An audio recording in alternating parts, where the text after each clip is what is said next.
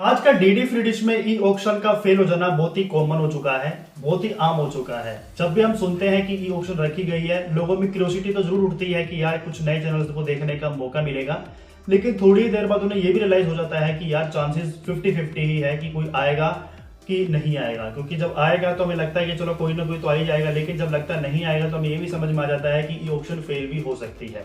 देखिए, फेल होने के पीछे कई रीजन होते हैं। कई बार क्या होता है, प्रसार भारती एंड वक्त पे जो है नोटिफिकेशन में बता देता है कि हम ई ऑक्शन नहीं कर रहे हैं, कुछ भी टेक्निकल फॉर्मेलिटीज की वजह से, टेक्निकल इश्यूज की वजह से। या फिर कई बार क्या होता है, ब्रॉडकास्टर्स और डीडी फ्री डिश के जो बिड प्राइस है उसमें नेगोशिएशन सही से हो नहीं पाती है। डीडी फ्री डिश के जो बिड प्राइस है खासकर MPG2 में वो बहुत ज्यादा रहती है।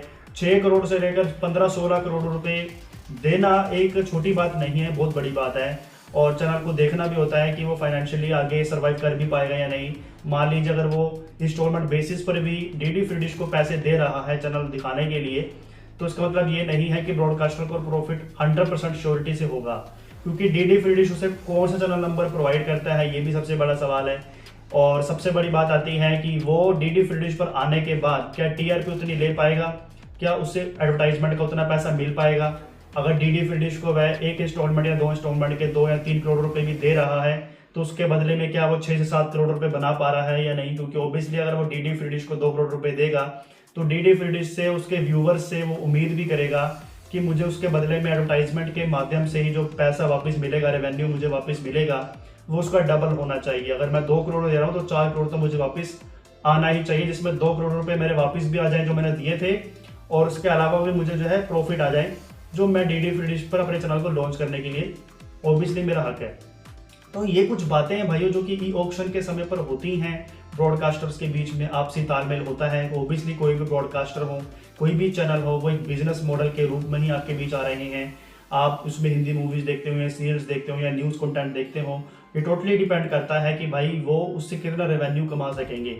करोड़ों रुपए का आपको पता है एक चैनल को लॉन्च करने में करोड़ों रुपए का खर्चा आता है। सैटेलाइट लाइसेंस लेना, स्टूडियो बनाना, एम्प्लॉयज को जॉब पे हायर करना, उनको नौकरी पे रखना, उनसे आपको पता है हर महीने की सैलरीज भी जा रही है। तो उसके बदले में वो सिर्फ उनके पास एक ही सोल्यूशन होता है, स्पॉन्सर्स यानी कि एडवर्टाइजमेंट्स के जरिए पैसा कमाना। और डीटीएच प्लेटफॉर्म्स जो है आपको पता ही है कि मोटा मोटा फीस लेते हैं, और उसमें से डीडी फ्री डिश भी एक है जो कि काफी अच्छी खासी बिड प्राइस जो है वो लेता है। और आपने नोटिस भी किया होगा कि अप्रैल से जून के बीच में भी ज्यादा टाइम बीता भी नहीं है, तो सिर्फ 2-3 महीने के गैप के बावजूद भी जो ये ऑक्शन है वो काफी भारी पड़ सकती थी ब्रॉडकास्टर्स को। ये भी सबसे बड़ी वजह हो सकती है कि ब्रॉडकास्टर्स ने इंटरेस्ट जाहिर नहीं किया। वो उन्हें लगता है कि वो शायद इस टाइम पे अच्छी खासी रेवेन्यूज रिकवर नहीं कर सकेंगे। ये भी एक सबसे बड़ा रीजन होता है ई ऑक्शन के फेल हो जाने का। क्योंकि आप में से बहुत से लोगों के मन में सवाल जरूर होगा कि यार ये ई ऑक्शन फेल क्यों हो गई, क्या रीजन हो सकता होगा। तो भाइयों, रीजन सबसे बड़ा यही है कि डीडी फ्री डिश का बिड प्राइस बहुत ज्यादा हाई है।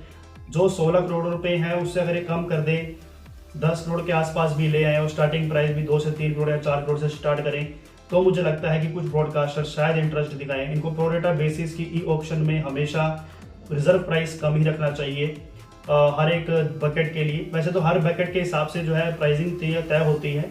अगर वो एंटरटेनमेंट का चैनल है तो ऑब्वियसली उसकी ज़्यादा बिड प्राइस लगेगी। A+ कैटेगरी का वो चैनल होगा, मूवी के लिए अलग प्राइसिंग है, और एंटरटेनमेंट के लिए, न्यूज़ के लिए, स्पोर्ट्स के लिए, ओरिजिनल चैनल्स के लिए अलग प्राइसिंग है। लेकिन फिर भी हर ब्रॉडकास्टर अपने हिसाब से चलता है। हमको लगता है कि अगर उनको प्रॉफिट है तो ही वो आगे आते हैं, नहीं तो नहीं आते हैं। और मुझे लगता है कि मोस्टली ब्रॉडकास्टर्स ने जो इस बार इग्नोर किया है उसका रीज़न यही होगा कि भाई बिड प्राइस ज़्यादा लग रही है, और अभी 2 से 3 महीने ही बीते हैं एनुअल ई ऑक्शन के हुए। अप्रैल में तो नए चैनल्स जुड़े थे, और मई के 1 महीने का गैप के बाद अगर चैनल आना भी चाहे तो ऑलमोस्ट बराबर ही फीस देनी पड़ जाएगी।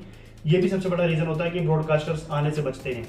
अब बीच में एक बार फिर से जब ई ऑक्शन की अनाउंसमेंट होगी तो शायद हमें 1 या 2 चैनल के नाम देखने को मिल जाएं जो विनर हो। क्योंकि उस टाइम जो है फीस थोड़ी और कम हो जाएगी और टाइम पीरियड भी थोड़ा और कम हो जाएगा, तो उनको थोड़ा सा यहाँ पर मौका मिल जाएगा। बाकी देखते हैं आने वाले समय में क्या होता है। लेकिन मेन रीजन यही था ई ऑक्शन फेल होने का। और अगर आपके मन में और कोई सवाल हो या और किसी विषय पर आप वीडियो देखना चाहते हो तो प्लीज़ अपना ओपिनियन आप कमेंट बॉक्स में हमें शेयर जरूर करिएगा। नमस्कार।